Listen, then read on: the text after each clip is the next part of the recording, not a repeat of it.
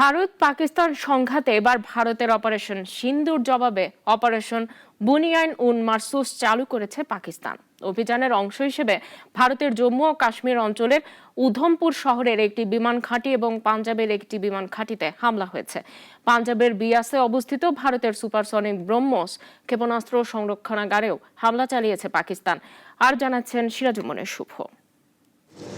ভারত ও পাকিস্তানের মধ্যে উত্তেজনা চরমে পৌঁছেছে, যা 1999 সালের কার্গিল যুদ্ধের পর সবচেয়ে ভয়াবহ সংঘর্ষে রূপ নিয়েছে। ভারতের হামলার পাল্টা প্রতিক্রিয়ায় অপারেশন বুনিয়ান উন মারসুস চালু করেছে পাকিস্তান।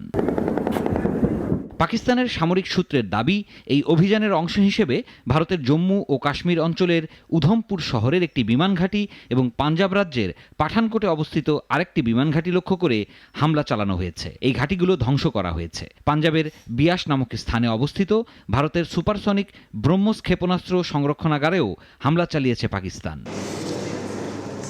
সেনাবাহিনীর কর্নেল সোফিয়া কুরেশি জানান, পাকিস্তান ভারতের বিমান ঘাঁটিগুলো লক্ষ্য করে উচ্চগতির ক্ষেপণাস্ত্র ছুড়েছে। অন্যদিকে পাকিস্তানের 3 বিমান ঘাঁটিতে ভারতের ক্ষেপণাস্ত্র হামলার কথা উল্লেখ করে পাকিস্তানের ফেডারেল সরকার এক বিবৃতিতে জানিয়েছে, ভারত আমাদের দেশ, জনগণ ও সার্বভৌমত্বের উপর হামলা চালিয়েছে, তাই আমরা এই জবাব দিয়েছি। এই সংঘর্ষে উভয় পক্ষের অন্তত 80 জন নিহত হয়েছেন, যার মধ্যে বেসামরিক নাগরিকও রয়েছেন। উভয় দেশই পারমাণবিক শক্তিধর হওয়ায় আন্তর্জাতিক মহলে উদ্বেগ বৃদ্ধি পেয়েছে। সকালে পারমাণবিক অস্ত্র ব্যবস্থাপনা কমিটির সাথে বৈঠকের খবর ছড়িয়ে পড়লেও বিকালে তা নাকচ করেছেন পাকিস্তানের প্রতিরক্ষামন্ত্রী। বর্তমানে সীমান্তবর্তী অঞ্চলে বিমান চলাচল বন্ধ, স্কুল ও অফিসও রয়েছে বন্ধ।